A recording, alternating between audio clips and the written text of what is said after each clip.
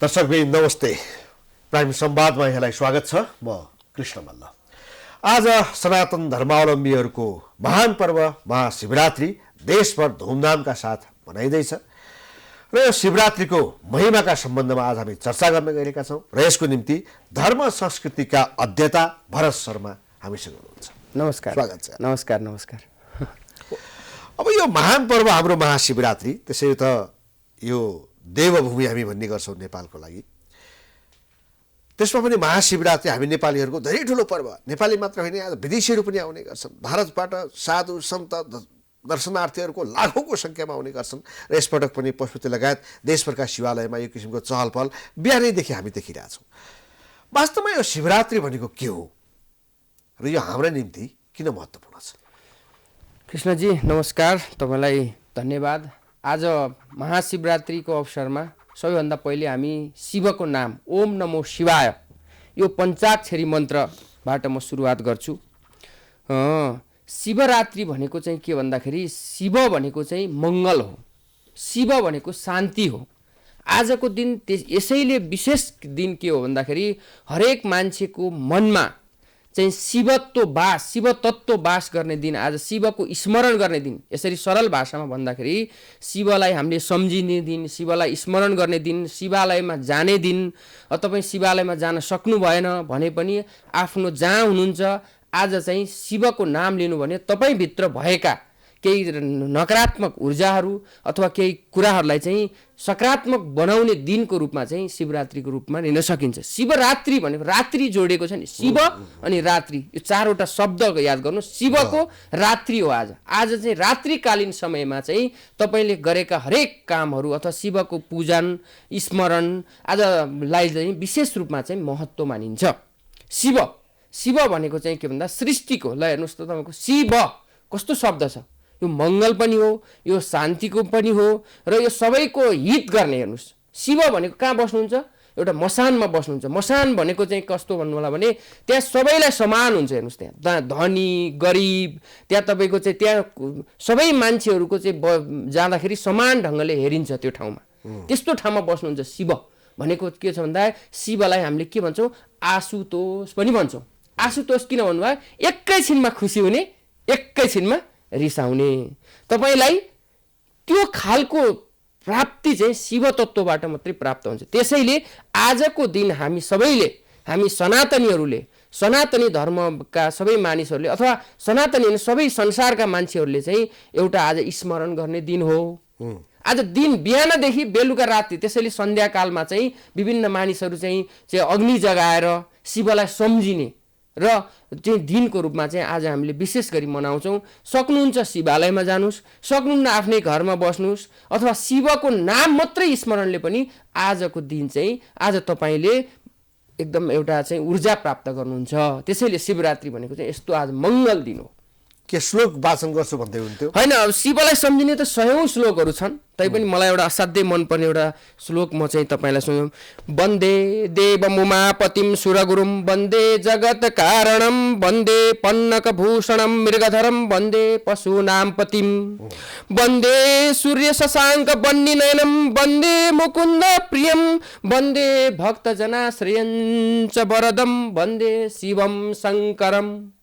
शिव यो श्लोकले अथवा शिवलाई, शिवभित्र तपाईँ यो श्लोक वाचन गर्दाखेरि मलाई चाहिँ, अरूलाई होइन धेरै मान्छेलाई चाहिँ यो शरीर एउटा चाहिँ कडकड एकदम ऊर्जा प्राप्त हुन्छ। किन भन्दा चाहिँ तपाईँको शिव भनेको ज्ञानको स्वरूप पनि हो, ऊर्जाको स्वरूप पनि हो। शिवलाई सम्झिने, हेर्नुहोस् निकै सरल पूजा कुनै सनातन धर्ममा छ भने शिवको पूजा मात्रै छ। हेर्नुहोस् हामीले 1650ले अरू देवी देवताको अरू विभिन्न चाहिँ को पूजा गर्नुपर्छ, तर शिव शङ्करलाई केवल जल दिए मात्र पुग्छ। जलले तपाईँले केवल जलले अर्पण गर्नुभयो छ भने फुलपत्तीले गर्नुहोस् अथवा बेलपत्रले गर्नुहोस्। तपाईँले जे सक्नुहुन्छ श्रद्धाले, केही सक्नु भएन भने पनि शिव ओम नमो शिवाय तर दुधले नुहाइदिएको पनि होइन, हामी दुधले देख्छौँ। नुहाइदिनलाई चाहिँ शिक्षा प्राप्तको लागि यदि तपाईँमा ज्ञानको कमी भयो भने तपाईँले एउटा विशेष गाईको दुधले चाहिँ त्यसलाई चाहिँ पञ्चामृत पूजा भन्छ। पञ्चामृत 5वटा चिजहरूले चाहिँ दही, दुध, घिउ, महले चाहिँ तपाईँको पञ्चामृत पूजाले गर्नु भने तपाईँका मनका इच्छाहरू, तपाईँमा भएका तपाईँको नकारात्मक ऊर्जालाई चाहिँ शान्ति प्राप्तको लागि चाहिँ त्यो दुधले गर्ने हो। र संसारमा हेर्नुहोस् त जल कति प्रकार, जलको महत्त्व कति छ संसारमा, मानिसको बसोबास र जल कति छ हेर्नुहोस् न। संसारमा जति भाग मानिसहरू बसेका छन् त्योभन्दा बढी के छ, जल छ नि। जलसँग शिवको जोडिएको छ क्या सम्बन्ध। हामीले त्यसलाई त्यसरी नै बुझ्नु पर्छ। जल सबैभन्दा उत्तम जल भयो, त्यसपछि आफ्नो गति अनुसार जसले पूजा गरे पनि भगवान शिव प्रसन्न, एकदम प्रसन्न हुनुहुन्छ। तपाईँ यो के भने भगवान शिव अब पशुपतिनाथ भन्छौँ नि हामी, भगवान शिव चाहिँ पशुपतिनाथमा कसरी विराजमान? पशुपतिनाथ, पशु भनेको हामी सबै पशु हौँ क्या। हाम्रो नाथ हामी मानिसहरू भनेका चाहिँ मानिस, हामीलाई सबैलाई चाहिँ पशुपतिनाथमा पनि दुधकै प्रसङ्ग छ। पशुपतिको एउटा कथा तपाईँले सोध्नुभयो होला। पशुपतिमा चाहिँ एउटा गाईले हरेक समय आएर दुध दिने, दुध दिएपछि त्यहाँबाट चाहिँ त्यो शिवलिङ्ग चाहिँ पछि दुध दिँदै चाहिँ तपाईँको शिवलिङ्ग चाहिँ प्राप्त भएको भनेर चाहिँ तपाईँको एउटा कथा पाइन्छ, मिथक पाइन्छ। हामीले त्यही मिथकलाई मान्दै त्यही कथालाई मान्दै आएका छौँ। र दुधसँग, किनभने कयौँ प्रसङ्गहरूमा चाहिँ शिवालयहरूमा चाहिँ दुध चढ्ने, पानी जल चढ्ने कारण पनि त्यो। र पशुपतिमा चाहिँ विशेष गरी जुन पशुपतिका वास्तुकला छन्, पशुपतिभित्रका चाहिँ मठ मन्दिरहरू छन्, त्यहाँ चाहिँ के छ भन्दा सनातन धर्मको सम्पूर्ण चिज रहेको छ। त्यहाँ सबै चिज छ। त्यहाँ भन्छौँ नि हामीले तपाईँको चाहिँ हामीले जुन त्यहाँ कोटी देवताहरू जुन जो सारा जति पनि हामीले चाहिँ देवताहरूको चाहिँ पूजा गर्छौँ, सबै देवी देवताहरू विराजमान भएको कुनै एउटा शिवालय अथवा देवालय छ भने त्यो पशुपतिनाथ हो। त्यहाँ देवी पनि छन्, त्यहाँ लक्ष्मी पनि छन्, त्यहाँ सरस्वती पनि छन्। हामीले अब सरस्वती, हामी कुनै विद्याको लागि सरस्वतीको आराधना गर्नु पर्यो भने पनि शिवकै आराधना गर्नुपर्छ। आराधना चाहिँ कसरी गर्ने? आराधना भनेको चाहिँ के भने अनुरोध हो क्या। आराधना भनेको अनुरोध हो। म तपाईँलाई कुनै चिजको समस्या छ अथवा कुनै चिजको चाहिँ छ, तपाईँले अनुरोध गर्ने क्या, अनुरोध गर्ने। तपाईँले गर्ने त तपाईँले हो। हेर्नुहोस् हाम्रो शास्त्रले त के भनेको छ, तिमी कर्म त तिमीले गर्नुपर्ने हो, फल कसैले दिन्छ दिँदैन भन्ने आश गर्ने होइन नि। हामीले त आराधना गर्ने, हाम्रो सबैभन्दा ठुलो देवालय, तीर्थालय, हाम्रो सबै चिज भनेको पाशुपत क्षेत्र हो। त्यहाँ यो पूजा आराधनाको पनि त एउटा विधि छ नि। भगवान पशुपतिनाथमा जाँदा कसरी जाने, देशभरका अन्य शिवालयमा जाँदाखेरि अब लाइन लागेर सिधै दर्शन भेट गरेर हिँड्ने हो होइन, केही भएन। जस्तो आज शिवरात्रिको दिन तपाईँले बिचमा शिवालयको भित्र प्रवेश, मन्दिरभित्र प्रवेश गर्नु भएन भने त्यहाँ गजुर छ नि, गजुरको मात्रै टाढाबाट गजुरको मात्रै दर्शन गर्नुभयो भने तपाईँको दर्शन बराबर भयो भन्ने मान्यता छ। हेर्नुहोस् पशुपतिमा दर्शन गर्ने त धेरै विधिहरू छन्, तर त्यो विधि आज शिवरात्रिको दिन सम्भव छैन। किनभने धेरै मानिस पशुपति क्षेत्रमा, त्यहाँ तपाईँको पशुपति क्षेत्रमा तपाईँ आज बिहानदेखि भोलि बिहानसम्म अथवा शिवरात्रिको वरिपरि कुनै समय गएर पनि दर्शन गर्नु भने तपाईँले शिवरात्रिमा दर्शन गरेको फल प्राप्त हुन्छ भन्ने मान्यता छ। तपाईँ आजै जानुपर्छ भन्ने छैन, अहिले जानुपर्छ भन्ने छैन। साँझको बेला जब शिवरात्रि भनेको चाहिँ यो जुन तपाईँको 4-5 दिन त्यहाँ साधु सन्त भारतबाट आएका छन्, सबैको एउटा दर्शन आशीर्वाद लिने एउटा चाहिँ देवालयको रूपमा पशुपतिलाई जो यस्तो पवित्र भूमिमा पाइला टेकौँ र भित्र पशुपतिनाथको दर्शन नभए पनि गजुरको दर्शन भए बस पशुपतिनाथ भित्र रहे गजुरको दर्शन र कुनै देवालय, कुनै चाहिँ शिवालयको तपाईँले दर्शन मात्रै टाढैबाट दर्शन गर्नु भए पनि हुन्छ। सक्नु भएन, जानै सक्नु भएन भने पशुपतिलाई सम्झना गर्नु पर्यो। त्यो तपाईँले एकपटक त जानु भएको छ नि पशुपति, कस्तो छ त्यो चित्र, कस्तो छ विराजमान, कसरी बस्नु भएको छ शिवजी, दिमागमा चित्र राख्नु, ओम नमः शिवाय, ओम नमः शिवाय भनेर तपाईँले स्मरण मात्रै गर्नुभयो भने सबै मानिस जान सक्दैनन्। शरीर होला, कोही बिमारी होला, के होला, तर आजको दिन चाहिँ तपाईँभित्र शिव तत्त्व प्रवेश गर्नु पर्यो। जति हामीले जानी नजानी अन्जानमा गरेका गल्ती कमजोरीहरू गर्छौँ, गल्ती कमजोरी हामीबाट हुन्छ। के भयो भने भित्र शिव तत्त्व प्रवेश भएको मानिन्छ। के भयो भन्ने होइन कि तपाईँमा जस्तो अब हामीमा रिस राग द्वेष हुन्छ नि त, मानिसमा हरेक व्यक्तिमा हुन्छ। शिवमा मैले भने आशुतोष, किन भन्दा खुसी पनि हुने, रिसाउने पनि। हेर्नुहोस् हरेक मान्छे हेर्नु न, एकैछिन म अहिले एकैछिनमा चाहिँ खुसी हुन्छु कुनै कुराले, एकैछिनमा कुनै कुराले दुःखी हुन्छु। त्यो भनेको शिव। जसरी तपाईँ शिवसँग नजिक हुनुहुन्छ, शिवसँग नजिक हुन सक्नु भने तपाईँमा खुसी हुने कुरा धेरै र रिसाउने कुरा कम गर्ने हो क्या। हरेक मान्छे रिसाउँछन्, हरेक मान्छेभित्र चाहिँ नकारात्मक ऊर्जा छ, हरेक मानिस समस्या छ। कलियुग मानिस हो। रिसायो भने पनि त्यो शिव तत्व हो। हो, खुसी भयो भने पनि त्यो शिव तत्व बस हो। बस यसरी बुझ्नु पर्यो क्या। यसरी बुझ्दाखेरि तपाईँले आफूभित्र भएको चाहिँ तपाईँको एउटा नकारात्मक ऊर्जा चाहिँ नकारात्मक चिजलाई हटाएर सकारात्मक ऊर्जा प्राप्त गर्ने दिन हो। त्यसैले मानिसहरू भन्छन् आज शिवरात्रिमा पशुपति जान पाए हुन्थ्यो भने। किन हरेक मान्छेभित्र हरेक घरभित्र हेर्नुहोस् यो कलिको मध्यान्तर कलियुग हेर्नुहोस्। कलियुगमा हरेक व्यक्ति समस्यामा छन्, हरेक परिवारमा चाहिँ आफ्नै आफ्नै समस्या छन्, हरेक व्यक्तिभित्र आफ्नो एउटा कलह छ, हरेक व्यक्ति समस्यामा बाँचेका छन्, हरेक मानिस रोगी छ। रोगको उपचार पनि के हो त भन्दा शिव भनेको चिकित्सक पनि हो है। शिवभित्र कयौँवटा चिकित्सकहरू भन्छन् कुनै चाहिँ शल्यक्रिया गर्दाखेरि शिवलाई सम्झिन्छ। किन भन्दाखेरि त्यो भित्र त्यो तत्त्व हो है, त्यो चिजभित्र छ। तपाईँ हामी हरेक कुरा जल देवताहरूका पनि देवता है, देवताहरूको पनि देवता नि। सरल फेरि हेर्नुहोस् हाम्रो सनातन धर्म त हेर्नुहोस् यति सरल छ, त्यसमा चाहिँ शिवको पूजा असाध्यै सरल छ। कुनै विधि विधान तपाईँले पुर्याउन सक्नु भएन, कुनै षोडशोपचार कुनै पुग्नु भएन, फुल कमी भयो कि कुनै दक्षिणा कमी भयो कि प्रसाद कमी भयो, केही चिन्ता नलिने सर्वव्यापी यस्तो देवता भगवान शिवको केवल नाम उच्चारणले, केवल जल भनेको त हाम्रो जीवनको एउटा माध्यम। जल लगाएर भगवान ल है शङ्कर मेरा चाहिँ ऊ भनेर तपाईँले सम्झेर जल अर्पण गर्नुभयो भने हुन्छ। दुध पाउनुभयो भने दुध ठिकै छ, भयो मह हुनु भने तपाईँले पञ्चामृत पूजा गर्नु पाउनु सक्नुभयो भने गर्नुहोस्, सक्नु भएन भने गर्नुहोस्। कुनै हुँदा यतिसम्म पनि हामी कहाँ मानिसहरूले प्रचलन बसाइसकेका छन् कि मानव एउटा जुम्लाको मानिस काठमाडौँमा छ, उसको कुल पूजा भयो, कुल पूजाको निम्ति उसलाई जुम्ला जानुपर्ने भयो, तर जुम्ला जान नसक्ने परिस्थिति निर्माण भयो भने त्यो बेलामा उसले भगवान शिवको आराधना गर्दै पशुपतिमा गएर त्यही पनि ऊ चरणमा पर्यो भने उसको कुल पूजा मानिन्छ, सबै मानिन्छ। त्यही मैले भने पशुपतिभित्र हामी सबै सनातनीहरूको कुल देवताहरू छन् क्या, त्यहाँ सबै छन् क्या, सबै त्यहाँ के छैन भन्नुहोस् न। पशुपतिभित्र पशुपत क्षेत्रभित्र हेर्नुहोस् न, भारतबाट हेर्नुहोस् तपाईँको चाहिँ के अरे गुजेश्वरी छ, त्यहाँ गुजेश्वरी देवीको रूपमा छन्। कयौँका कुलदेवताहरू देवी हुन्छन्, कयौँका कुलदेवताहरू शिव हुन्छन्, कयौँका भैरव हुन्छन्, कयौँ अनेक देवी देवताहरूले भरिपूर्ण छ। र सनातन धर्मको एउटा चाहिँ सबैभन्दा पशुपति त हेर्नुहोस् भारत ठुलो देश हो, भारतका जति पनि मठ मन्दिरहरू जति पनि चाहिँ तपाईँको चाहिँ के अरे शिवालयहरू दर्शन गरे पनि पशुपतिनाथको दर्शन गर्नु भएन भने त्यो यात्रा अपूर्ण हुन्छ। यो मैले पटक पटक भन्दै आएको छु, किनकि हाम्रो पशुपतिनाथ भनेको शिरभाग हो, शिवको शिरभाग हो। तपाईँका शरीरका अङ्गहरू मैले तपाईँलाई स्पर्श छुन सक्छु, तर पशुपतिनाथ भनेको शिर हो, कसैको पनि व्यक्तिको टाउकोमा छुने चलन छैन।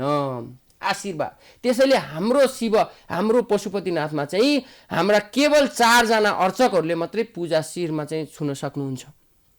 र मन्दिरको जुन भित्र शिवालयभित्र 4 जना अर्चक मात्रै बस्नुहुन्छ। त्यहाँ चाहिँ अर्चकहरू, त्यहाँ चाहिँ हाम्रा अर्चकहरू हाम्रा शिवको शिरभागमा पूजा गर्ने 4 जना मात्रै हुनुहुन्छ। त्यसमा एउटा प्रधान अर्चक हुनुहुन्छ, त्यहाँ चाहिँ भट्ट ब्राह्मणहरू हुनुहुन्छ, उहाँ कृष्ण यजुर्वेदी भट्ट ब्राह्मण हुनुहुन्छ, उहाँ चाहिँ दक्षिण भारतीय हुनुहुन्छ, हामी चाहिँ शुक्ल यजुर्वेदी पढ्यौँ। हाम्रो देवता हुन् नि त, हाम्रा गुरुहरू हुन्, आदरणीय गुरुहरू हुन्, उहाँहरू आएर हाम्रो पशुपतिनाथको आदि गुरु शङ्कराचार्यले चलाउनु भएको प्रचलन हो। यो शङ्कराचार्य भनेपछि याद आयो यसपटकको महाशिवरात्रिमा त शङ्कराचार्य पनि आउनु हो। तपाईँले राम्रो प्रसङ्ग उठाउनु भयो। यो पटकको शिवरात्रि चाहिँ शिवरात्रि पशुपतिनाथको पशुपति क्षेत्र विकास कोष र शङ्कराचार्य मठ, त्यहाँ चाहिँ तपाईँको चाहिँ शङ्कराचार्य मठमा एउटा पशुपतिमा छ, त्यहाँ एउटा मन्दिर निर्माण भएको छ। पुरानो मन्दिर यो भूकम्पमा चाहिँ तपाईँको छेदविच्छेद भएको थियो, अहिले जीर्णोद्धार भएको छ। र अहिले चाहिँ उडिसाको जगन्नाथपुरी स्थित शङ्कराचार्य निश्चलानन्द सरस्वती महाराज आउनुभएको छ। उहाँ चाहिँ यो सनातन धर्मावलम्बीहरूको चाहिँ एकदम सर्वोच्च व्यक्तित्व हुनुहुन्छ। उहाँ ज्ञानमा, साधनामा, शक्तिमा र यो धर्मलाई माया गर्ने भारतवर्षमा चाहिँ असाध्यै सक्कली शङ्कराचार्य है। उहाँ फेरि भारतमा त हेर्नुहोस् 100औं नक्कली शङ्कराचार्यहरू छन्, भेषधारी शङ्कराचार्य छन्, लाखौं जोगीहरू छन्, करोडौं यो चाहिँ तपाईँको चाहिँ के अरे चाहिँ भेषधारी तपाईँको चाहिँ भएको ठाउँमा उहाँ चाहिँ यो हाम्रो नेपाल क्षेत्रको चाहिँ सक्कली शङ्कराचार्य हुनुहुन्छ। र पहिला शङ्कराचार्य पनि यो क्षेत्रको त्यो क्षेत्रको भन्ने हुँदो रहेछ। 4 भागबाटै हुन्छ नि त, 4वटा भारतवर्ष पहिला हुँदा अहिलेको भूगोलले चाहिँ नेपाल, भारत, पाकिस्तान, श्रीलङ्का, भुटान, बङ्गलादेश भयो त। पहिला भारतवर्ष हुँदाखेरि 4 जना शङ्कराचार्य हुनुहुन्थ्यो।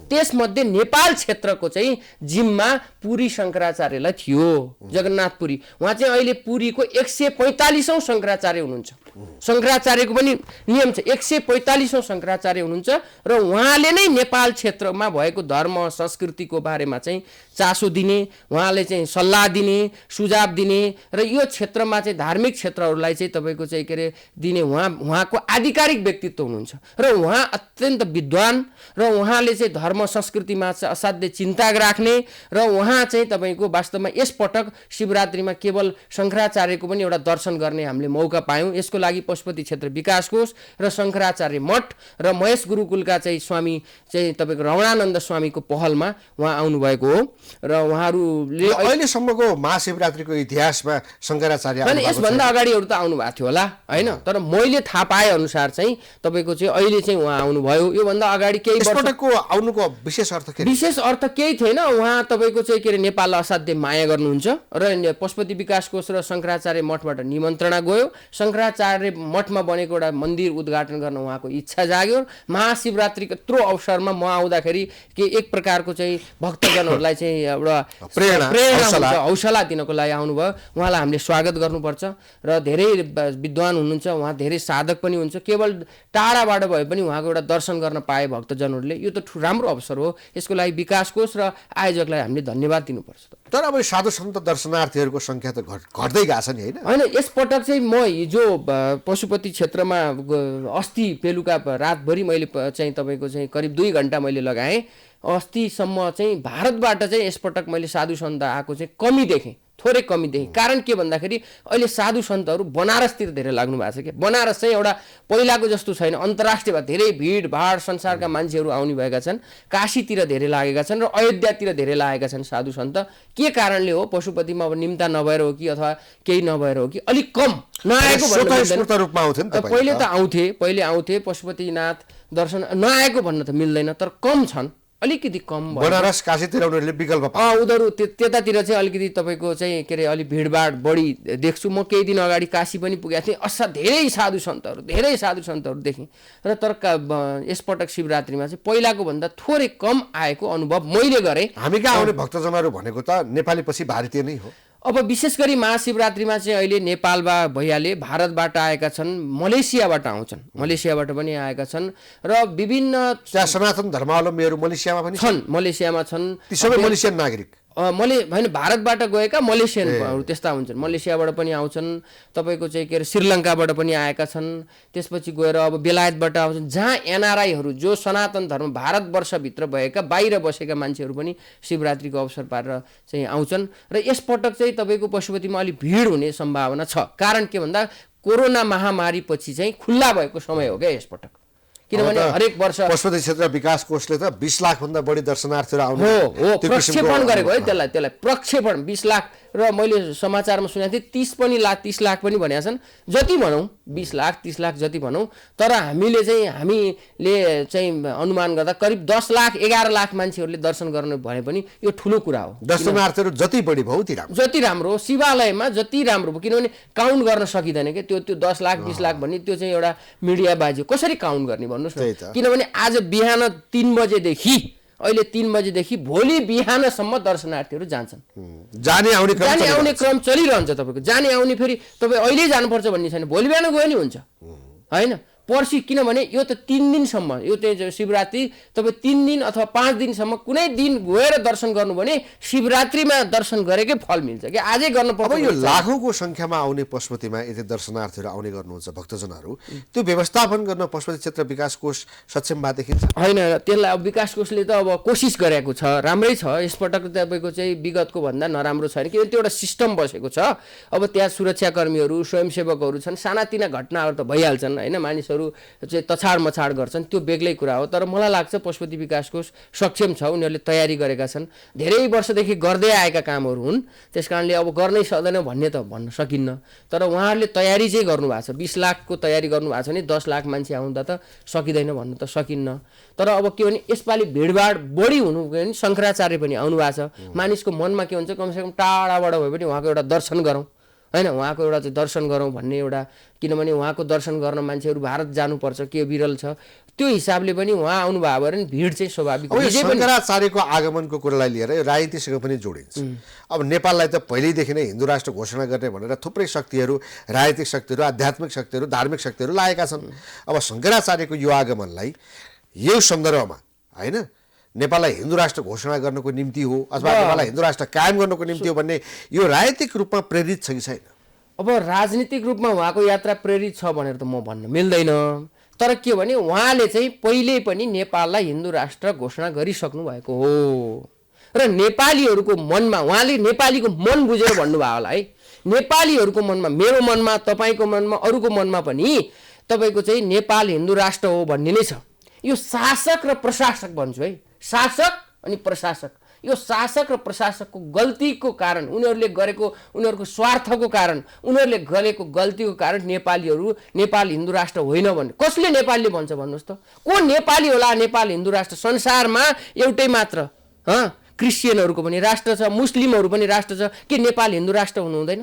नेपाल एउटा मोडी हो। हेर्नुहोस्, नेपालका शासक र प्रशासकको गल्तीको कारण हामी नेपालीहरूले दुःख भोग्नु परेको छ। नेपालमा के छ नि, हेर्नु त, सुन्दर पशुपतिनाथ, लुम्बिनी, मुक्तिनाथ, बराह क्षेत्र, सारा तपाईँका चाहिँ देवघाट, यस्ता पवित्र धामहरू छन्, हिमाल, तराई, पहाड, यस्तो सुन्दर, यस्तो मडी भएको देश, सानो देश, सुन्दर देश, केवल शासक र प्रशासकको गल्तीको कारण यो राजनीतिक भुमरीमा परेको हो मात्र हो र शासक प्रशासकका कमजोरीको कारण हामी र हाम्रा पुस्ताले दुःख पाउने चाहिँ अवस्था देखिएको छ। हाम्रा सारा युवा पुस्ताहरू सबै बाहिर जाने अवस्था छ र हाम्रा गाउँ हेर्नुहोस् त, गाउँ शून्य भइसक्यो। वृद्ध पुस्ताहरू, किन कुनै पनि राज्यको आफ्नो धर्म हुँदैन, सबै धर्म समान हुन्। अब मुलुक धर्मनिरपेक्षता त्यो किसिमको व्यवस्थामा अगाडि बढिसक्यो।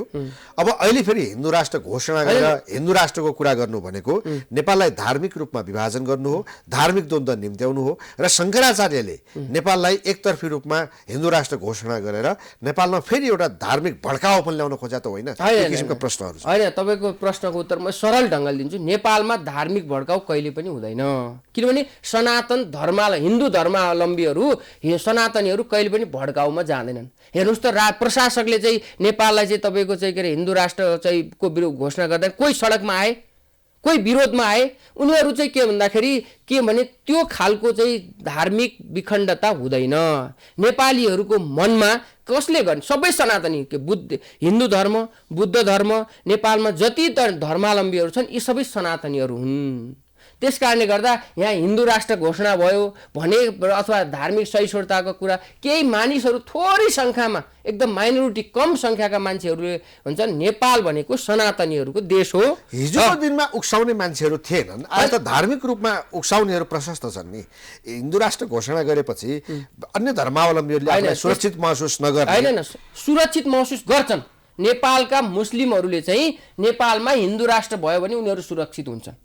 अरू धर्मावलम्बीहरूलाई पनि सुरक्षाको लागि चाहिँ अथवा धार्मिक सहिष्णुताको लागि पनि नेपाल चाहिँ हिन्दू राष्ट्र नै हुनुपर्छ र हुन्छ पनि। हेर्दै जानुहोस्, परिस्थिति त्यो बन्दै बन्दै बन्दै बन्दै गएको छ र यहाँ कुनै हिंसा बिना धार्मिक भाव जति फैलिए पनि राजनीतिक रूपमा जबसम्म त्यसले मूर्त रूप लिँदैन, हिन्दू राष्ट्र राजनीतिक पनि हेर्नु न, नेता शासक प्रशासकहरूको काम कारबाही हेर्नु न, यहाँ कस्तो बिग्रिँदै गएको छ हेर्नुहोस्। उनीहरूको मनस्थिति हेर्नुहोस्, उनीहरूले गरेका कर्महरू हेर्नुहोस्, उनीहरूका निर्णयहरू हेर्नुहोस्, देशमा चाहिँ तपाईँको चाहिँ हेर्नुहोस्, तपाईँको चाहिँ भवितव्यहरू हेर्नुहोस्, यी सबै चिजहरू हेर्नुहोस्। दुईटा चिज राम्रो हुनुपर्छ देशको लागि, राम्रो हुनको लागि शासक र प्रशासक ठिक हुनुपर्छ।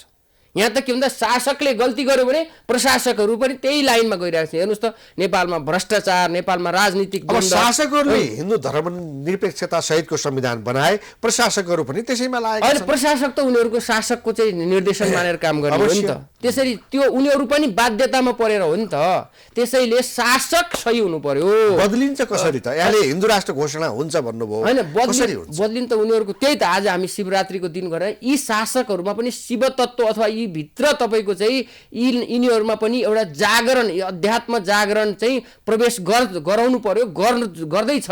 यिनीहरूलाई चाहिँ परिस्थितिले बनाउँछ क्या तपाईँको। होली वाइनको तत्त्व पनि प्रवेश गरिसकेको छ।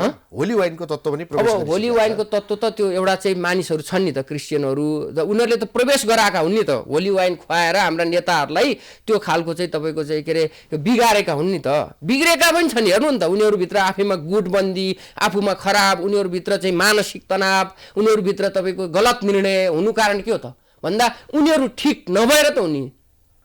उनीहरू ठिक नभएको कारणले गर्दाखेरि आज यो परिस्थिति आएका हौँ। हामी नेपालीहरूले आज महाशिवरात्रिको दिन प्रार्थना गरौँ। मैले त बिहानै गरेँ। अब यहाँले अघि भन्नुभएको थियो हिन्दू राष्ट्र घोषणा भयो भने यो भित्र अन्य धर्मावलम्बीहरू स्वतः सुरक्षित महसुस गर्छन्। तर केही दिन अगाडि मात्रै होइन, गौतम बुद्धको जन्मस्थल लुम्बिनीमा त्यहाँ गएर रामायण वाचन गरिएको छ। रामायण वाचन गर्दाखेरि त्यहाँ बुद्ध धर्मावलम्बीहरू उग्र भएका छन्। उनीहरूलाई मन परेको छैन, भिडन्तको स्थिति निम्त्यो। किन चाहिँ अर्काको धर्ममाथि गएर रामायण वाचन गरे उनीहरूलाई बिचको एउटा सङ्केतका रूपमा देखा परेको त्यो आयोजकहरूले पहिला पूर्व तयारी नगरेका हुन्। बीचमा आएर विरोध गर्नु त्यति राम्रो थिएन। हेर्नुहोस्, हामी बुद्ध रामायण, यी बुद्ध धर्म भित्र पनि तपाईँको शान्तिको कुरा, रामायणभित्र द्वन्द्व पनि छ, शान्ति पनि छ नि त।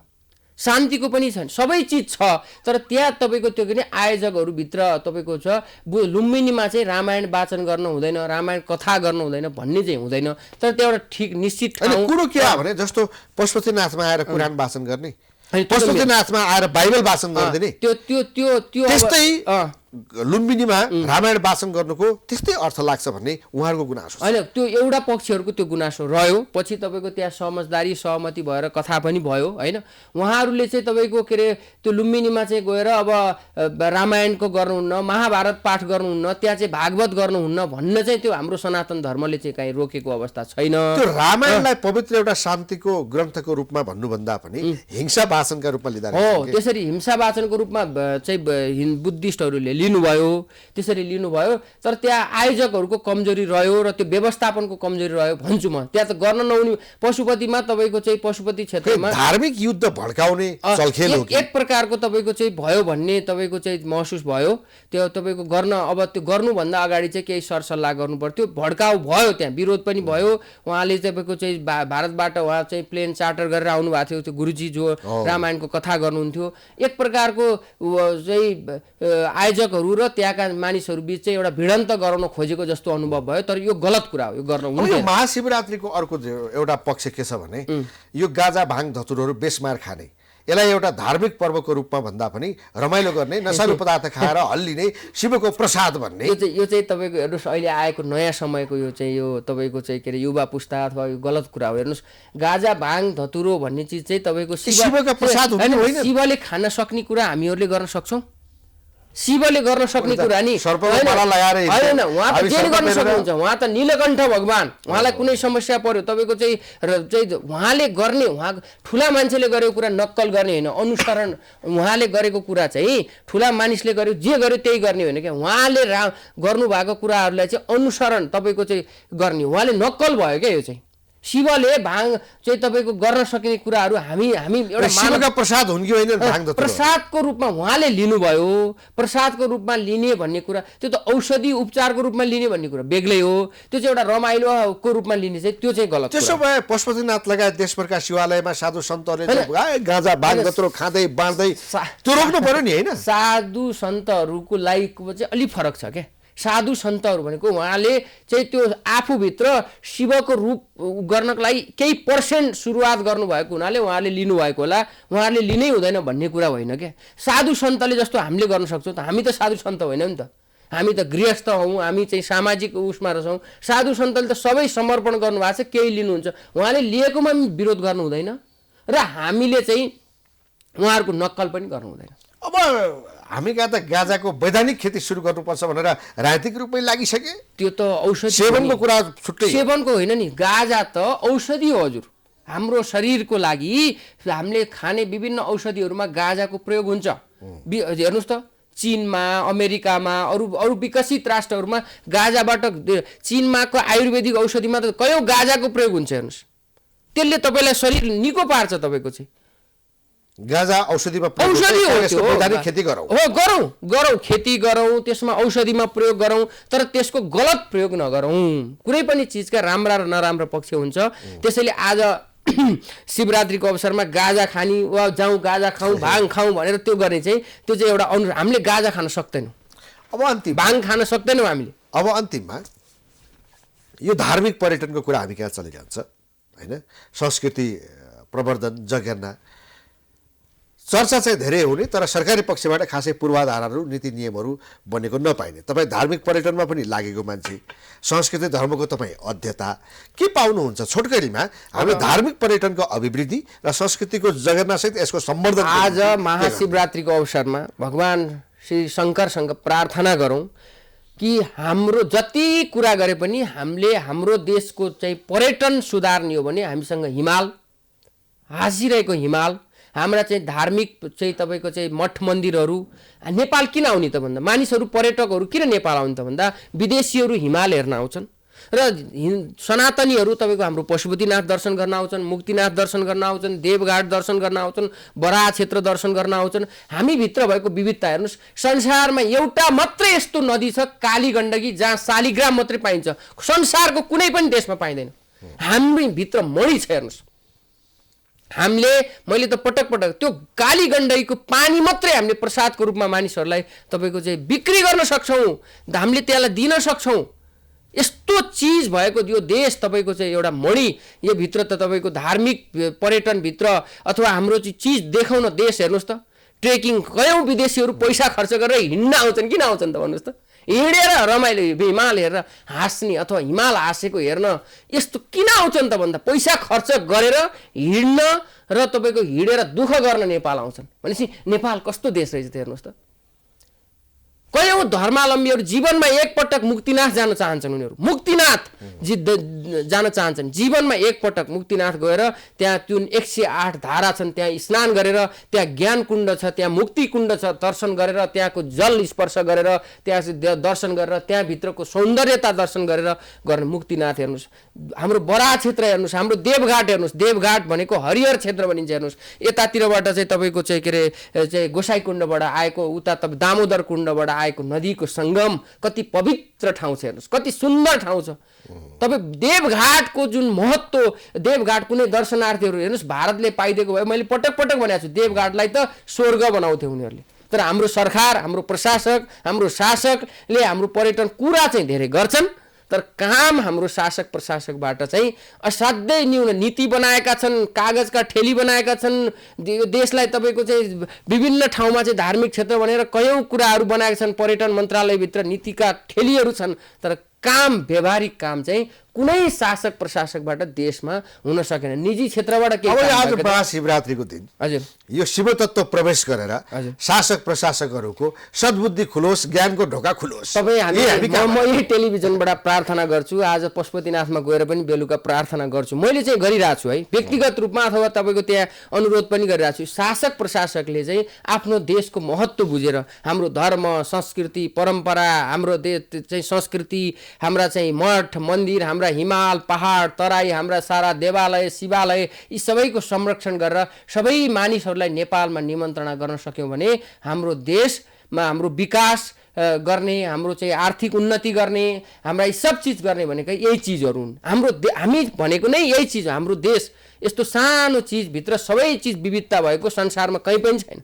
कोही पनि छैन। यस्तो देशलाई, यो मणिलाई चिनेर हामीले केही गर्न सक्यौँ भने मलाई मेरो अनुरोध छ महाशिवरात्रिमा भोलेनाथसँग शासकलाई को सद्बुद्धि आओस्, प्रशासकबाट राम्रो काम होस् र जनता सुखी हुन सकौँ। यही प्रार्थना आज हामी यो मञ्चबाट गर्न पाएकोमा तपाईँलाई धेरै धेरै धन्यवाद छ। हस्, धेरै धेरै धन्यवाद। धन्यवाद। दर्शकवृन्द, प्राइम संवादमा हामीसँग धर्म संस्कृतिका अध्येता भरत शर्मा हुनुहुन्थ्यो। उहाँसँग हामीले आज महाशिवरात्रिको सेरोफेरोमा रहेर विभिन्न प्रसङ्गहरू कोट्याउने प्रयास गऱ्यौँ। हाम्रो कुराकानी आजको निम्ति यहीँ सकिन्छ। हामी सबैलाई बिदा दिनुहोस्। नमस्ते।